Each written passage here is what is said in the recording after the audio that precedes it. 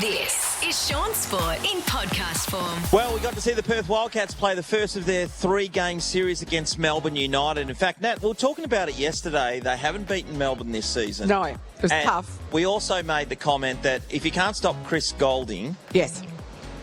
Dropping the long bombs. Yeah, which he scored 45 the last time they played. Yeah. Then the Wildcats are in all sorts. What happened last time? They were in all sorts. They stayed with him for a while, but then, I don't know. Let's talk to an expert, Shaun. Lachy Reid from Channel 10, good morning. Good morning, crew. How are we? Bryce Cotton was famous for saying, same movie, different actors. Well, this one was the same movie and same actor because Chris Golding was Maverick from Top Gun and he blew them apart, didn't he? 41 points last night. And the last time they played in Melbourne against Melbourne United, he hit 46. So that's 87 points in 2 games against the Cats. They've got a problem there. You could argue that limiting him to 41 then was a win, right? Yeah, very good. Lachy, it was frustrating, mate. We watched the game being so close there. Yes. For a while. Keanu Pinder was having an impact. He just missed a few when he was close to the basket, but he was still taking the game on, which was good.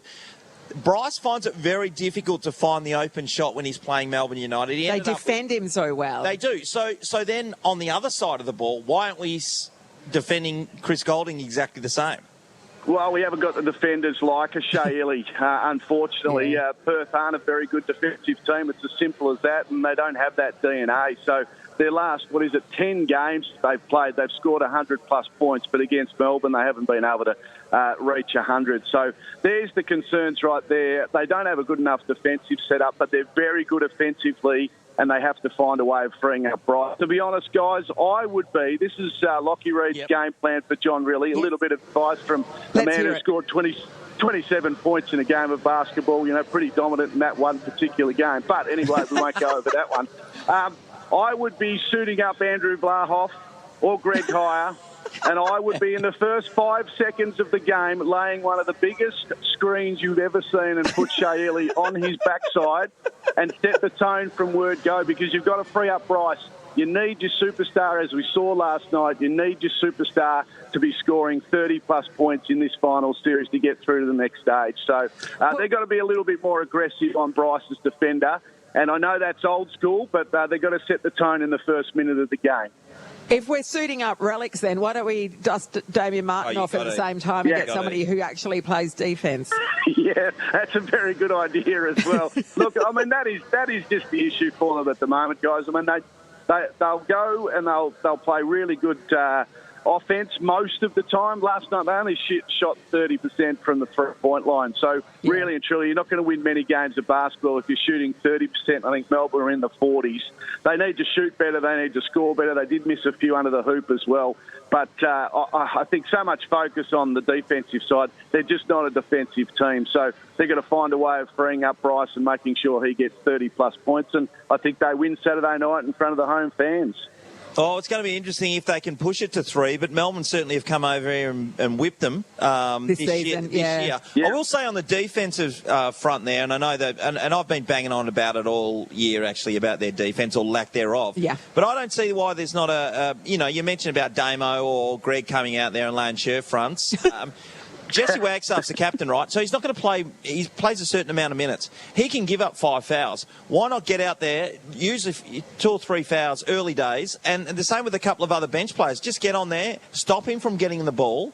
That's the way I'd play it. Stop him from getting the ball, first of all, because he's just coming off the back of, and I'm talking about Chris Golding, of course, he's coming off the back of inbound passes. He's gone around a screen just shooting an open shot. It's the same over and over, coming around inbound pass, getting around a screen, open shot. It is the best long bombing I've seen since Lachy Reid nailed a half-court shot at Challenge Stadium at half-time a few years ago. And once again, Lachy came off the back of the screen for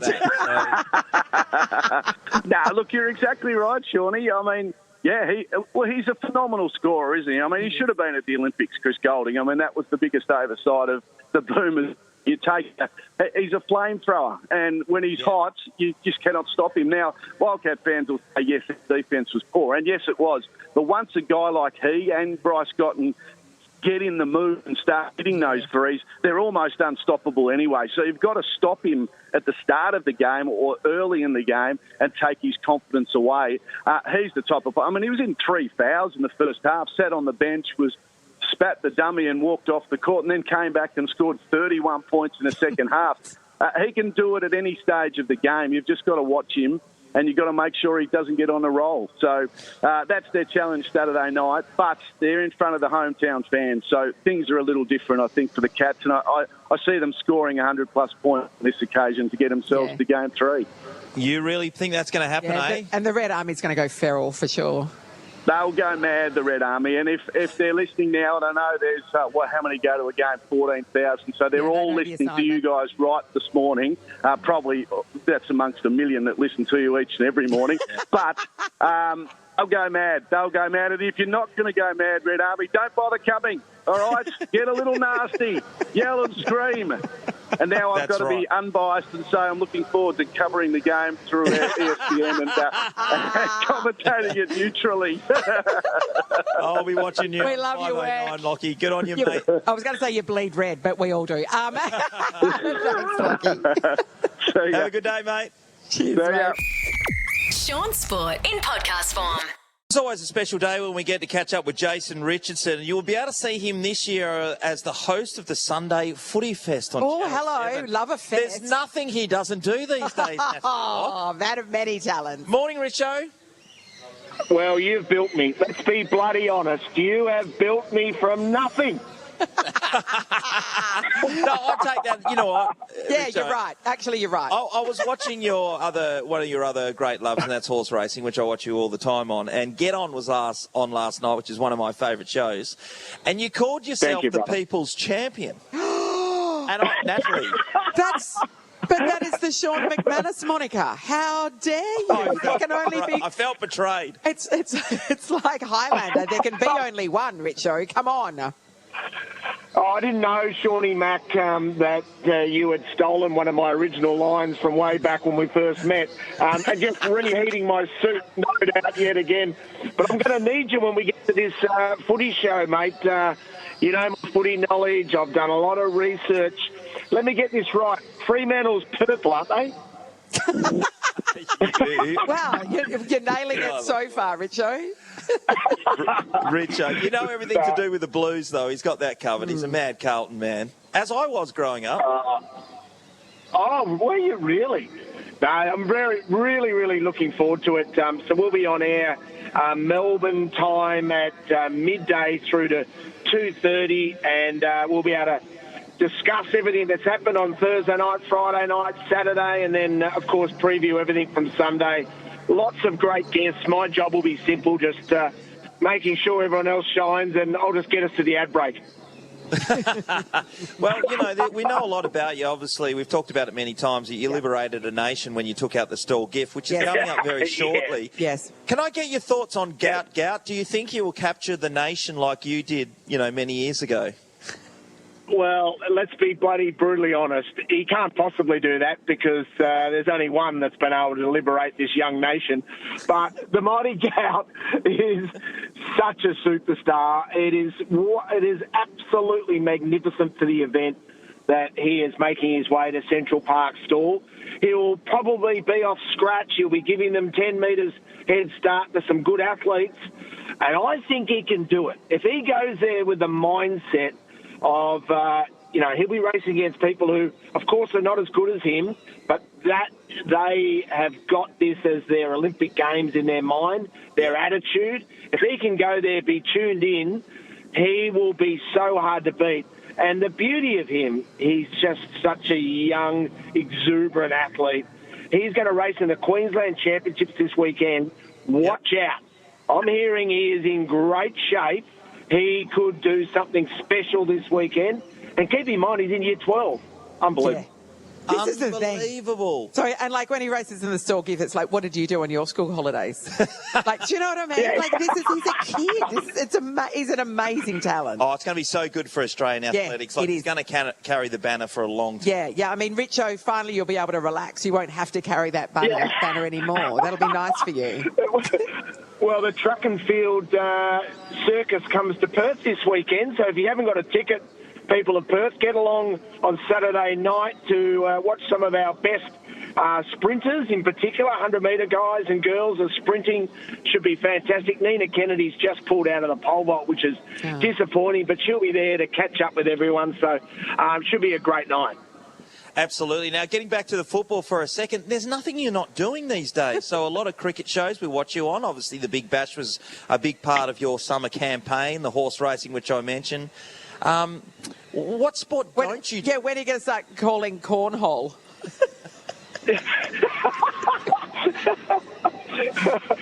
But I don't have a job. You say job. I don't have a job. Let's be honest. I've got the greatest vocation in the world because I get to talk about sport and promote it with absolute awesome people like you. So I love it. And footy has been, before I, liberated the young nation and became the great athlete of our generation, I was a failed footballer. That was my number one passion. That's all I wanted to do was play for the Mighty Blues at the MCG and kick a goal after the siren to win. I failed miserably at that. Shawnee Mack was a superstar. I admire everyone that's made it in that trade, and it's going to be so good to talk about. Did you play VFL or VFA? How far did you get? I played A-grade amateurs. I had a couple of little jog outs with some AFL teams in pre-season. One coach described me as a footballer and said that I was awfully good when I had it. I just had awful trouble getting it. Well, he's going to be good at everything. Yeah, well, he's got just about everything else nailed. And, Richo, I noticed during the week you had a big event at Kingston Heath on the golf course. Oh, gee, you are good. Mercedes-Benz Melbourne Golf Day. Thank you for allowing me to get that little plug away, if you don't mind. Gee, you are good. Research is extraordinary. I know that was fantastic. Absolutely flushed it and didn't win the tournament yet again. So that was a lot of fun, of course, building up towards Formula One, which will be massive here in Melbourne next month as well. So there's so much sport coming on. Also, we've got the big racing coming up in Perth, the Quokka, and I'll be over midweek leading into that to help launch the Quokka. So I'd love to come in and talk some smack with you lot. Yeah. Well, you're welcome anytime, Richo. Yeah, absolutely, mate. Can't wait to clap eyes on your footy show too. It's going to be awesome. Yeah, thanks so much for the support. It's going to be great. Good on you, Richo. We'll have a great weekend, mate. We'll look forward to catching up with the footy feast. It's going to be great. A big year ahead for you, no doubt. And we'll see you when you come over for the Quokka. Yeah, look forward to it. And, Shawnee, I presume you are still playing. My research says you are. They can't get me out of the walls, mate. Don't worry about that. Justin Longley was like, just knock this bastard out, would you? That's right. It's like a rash that just keeps coming back. Thanks so much, Richo. Love your work, buddy. See you, mate. Cheers. Shaun Sport is a Nova podcast. For more great comedy shows like this, head to novapodcast.com.au.